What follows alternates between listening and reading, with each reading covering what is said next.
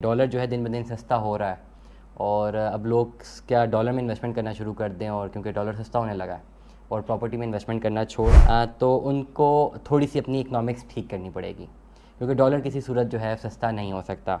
अभी अभी आपने देखें IMF का प्लान लिया है, बहुत सारे लोग यहाँ पे कॉन्स्पिरेसी थ्योरी बना रहे हैं कि देखो अभी इंजेक्ट हुआ नहीं, डॉलर नीचे आ रहा है, तो अभी इंजेक्ट होने के बाद पता नहीं डॉलर और कितना नीचे चला जाएगा। इसकी मैं सिर्फ एग्जांपल आपको दूंगा रिसेंट।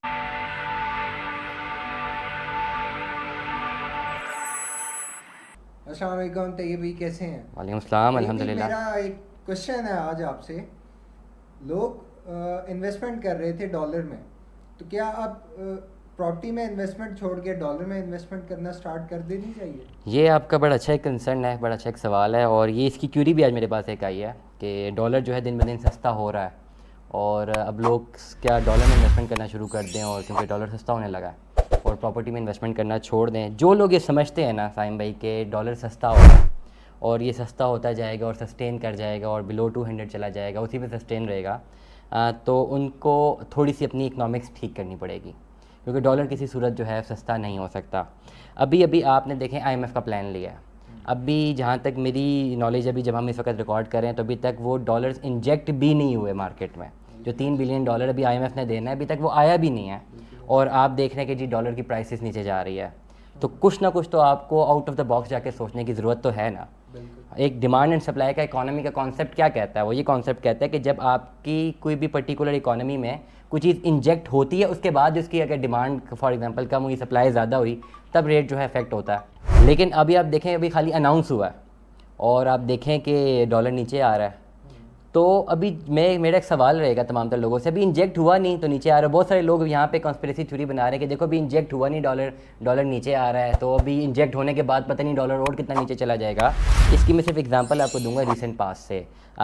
थोड़े टाइम पहले हमारे फाइनेंस मिनिस्टर थे मुफ्ता इस्माइल, उनको हटा के इसहाक डार को फ़ौरन जो है लगाया गया था, और जैसे इसहाक डार आए साथ ही न्यूज़ फैली कि जी डॉलर की डार को सलामी, और डॉलर एकदम से बहुत नीचे चला गया, 35-40 रुपये नीचे चला गया।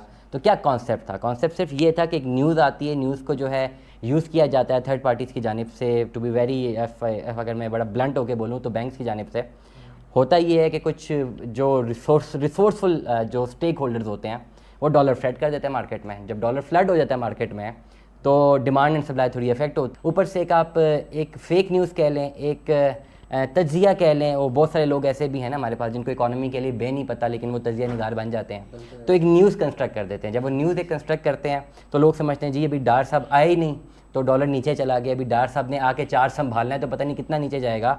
लोगों ने पैनिक करना शुरू कर दिया, डॉलर मार्केट में लाना शुरू कर दी, प्राइसेस नीचे आ गई।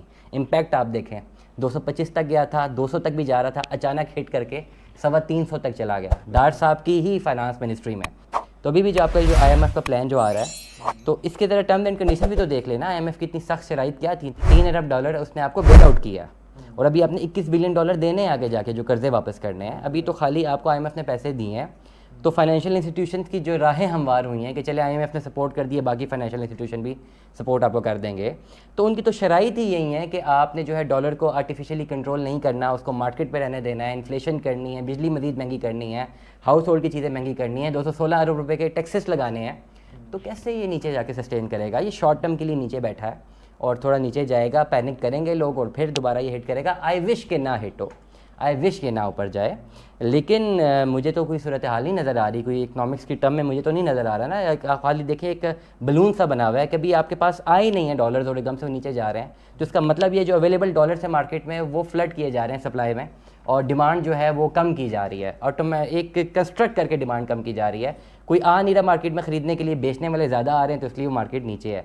आप देखिएगा कि फ़ौरन जो है ये रिवर्ट बैक होगा। आई विश कि ये ना हो, क्योंकि हमारे लिए डेफिनेटली एक बहुत बड़ा हमारी इकॉनमी के लिए काफ़ी ज़्यादा ये ख़राब रहेगा, लेकिन यही एक वो है।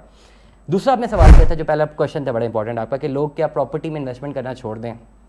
देखिए मैं ये समझता हूँ कि आप अगर पाकिस्तान में रहते हुए पैसे कमा रहे हैं और आपकी जितनी भी जो ट्रेड सर्कल है वो आपका रुपीज़ में है, तो आपको इस फॉरेन एक्सचेंज में जाके ना कोई पैसे कमाने की कोशिश नहीं करनी चाहिए।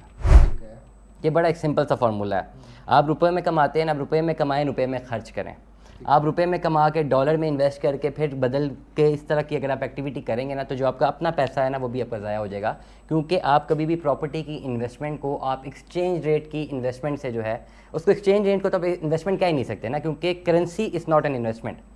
करेंसी जो है वो एक पीस ऑफ पेपर है जिसमें दो लोग आपस में जो है ट्रेड करने के लिए रेडी होते हैं, तो उसको तो आप इन्वेस्टमेंट नहीं कह सकते ना। इन्वेस्टमेंट डेफिनेटली प्रॉपर्टी की इन्वेस्टमेंट है, बिजनेस की इन्वेस्टमेंट है, किसी भी कारोबार की इक्विटी की इन्वेस्टमेंट है, वो इन्वेस्टमेंट्स हैं। आप एक्सचेंज रेट को, किसी भी करेंसी के रेट को आप नहीं कंसिडर कर सकते कि जी वो एक इन्वेस्टमेंट पर्पज़ है। तो जो लोग प्रॉपर्टी के इन्वेस्टर्स हैं, जो प्रॉपर्टी में अपनी इन्वेस्टमेंट करना चाहते हैं, मेरी उनको यही राय रहेगी कि इसी में स्ट्रिक्ट रहें। और प्रॉपर्टी की इन्वेस्टमेंट कभी सालों में बहुत ज़्यादा प्रॉफिट देती हैं, कभी महीनों में, कभी 20-30 साल बाद जाके देती हैं, but it is an actual investment. एक डॉलर या किसी भी करेंसी को ख़रीद लेना, लोगों ने क्रिप्टो में ली भी थी, क्या वो इन्वेस्टमेंट थी? वो तो खाली एक ट्रेड था। किसी वक्त भी जो है आपका ये जो फॉरेन किसी वक्त भी ना कुछ भी किसी भी मुल्क की करेंसी ऊपर नीचे हो सकती है। You can not take currency as a capital, क्योंकि इकोनॉमिक्स की टर्म में करेंसी कैपिटल तो है ही नहीं है, हमेशा आपके टेंजेबल एसेट्स उसे कैपिटल कहते हैं। अच्छा तैयब भाई, मेरा एक और आपसे क्वेश्चन है। हमारे ओवरसीज़ क्लाइंट्स होते हैं, वो बहुत पैनिक कर गए हैं आजकल के, डॉलर ऊपर जा रहा है, प्रॉपर्टी के रेट नीचे आ रहे हैं पाकिस्तान में, वो कंफ्यूज हैं, सेल करें होल्ड करें, उसका क्या करें। बहुत हमारे क्लाइंट्स परेशान हैं, और उनके लिए आप क्या सजेस्ट करते हैं कि उनको क्या करना चाहिए, किस तरह अपनी इन्वेस्टमेंट को सिक्योर करना चाहिए, और क्या क्या तरीके उन्हें यूज़ करने चाहिए जिससे उनकी इन्वेस्टमेंट सेफ रहे? डॉलर में इन्वेस्टमेंट करें, प्रॉपर्टी में करें, या कोई अपार्टमेंट्स में करें, कमर्शियल में करें? आप क्या सजेस्ट करते हैं इस टाइम? उनको परचेजिंग करनी चाहिए, सेलिंग करनी चाहिए, या वो होल्ड करें अपनी इन्वेस्टमेंट को? क्या सजेस्ट करते हैं आप इस तरह? देखिए, ओवरसीज़ पाकिस्तानी को मैं अगर एक टिप दूँ ना इस वक्त, तो इस वक्त मार्केट में इन्वेस्टमेंट करने का उनके पास बेहतरीन टाइम है। ठीक है। बहुत सारे लोग कहते हैं जी हमने 3-4 साल पहले डॉलर रख लिया होता, ना रखा होता, आज हमारी प्रॉपर्टीज़ डाउन है जिन्होंने परचेजिंग की थी।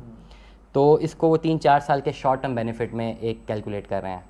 मैं कहता हूँ उनकी प्रॉपर्टी की इन्वेस्टमेंट को वो 2 डेकेड्स की इस टर्मिनोलॉजी में कैलकुलेट करें। लेट अस सपोज हम लोग पिंडी इस्लामाबाद में रहते हैं, 2006 में मुमताज़ सिटी आपको याद होगा 6 लाख रुपए की फ़ाइल थी एक कनाल की, आज 2.5 करोड़ रुपए का प्लॉट है। 2 डेकेड लग गए। आप 2006 में डॉलर का रेट निकाल लें और आज के डॉलर का रेट निकाल लें, कितना फ़र्क है? 200% का फ़र्क है।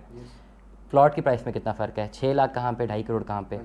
1000 मेरे ख्याल से 3-4 हज़ार गुना ज़्यादा है। तो आप प्रॉपर्टी की इन्वेस्टमेंट्स को लॉन्गर रन पे जाके डिटरमिन करते हैं, वो फिर टेंजेबल एसेट बन जाते हैं। नंबर 1, ओवरसीज़ पाकिस्तानीज़ को मैं यही सजेशन दूंगा, ये राइट टाइम है इन्वेस्टमेंट करने का। This is the right time for investment, क्योंकि उनकी करेंसी अप्रिशिएट है वहाँ पे ऑलरेडी, जो है वो जो कमा रहे हैं उसकी जो एक्चुअल वैल्यू यहाँ पे ज़्यादा है, और इधर प्रॉपर्टीज़ की वैल्यू मज़ीद डाउन हुई है। प्रॉफिट वाला चक्कर ही ख़त्म हो गया, बहुत मिनिमम रह गया।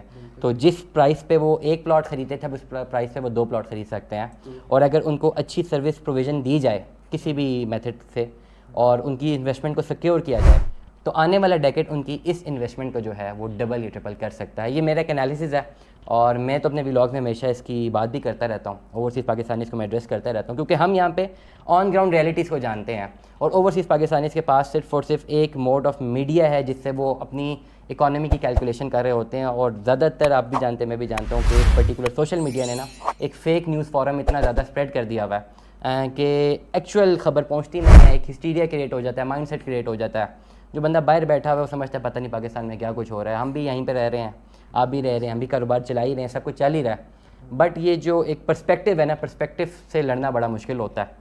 शायद हम अपने थोड़े बहुत व्लॉग से शायद कोशिश करें कि जो गलत पर्सपेक्टिव बन गया उन पर्सपेक्टिव को थोड़ा बहुत सुधार लें। बहुत शुक्रिया तैयब भाई आपका आने का, बहुत अच्छा लगा आपसे बात करके। इंशाल्लाह मज़ीद मालूमात के लिए, मज़ीद इन्फॉर्मेशन के लिए आपको बुलाएंगे और आपसे जानकारी लेंगे। बहुत शुक्रिया आपका। अल्लाह हाफ़िज़। Thank you sir, thank you so much, thank you so much.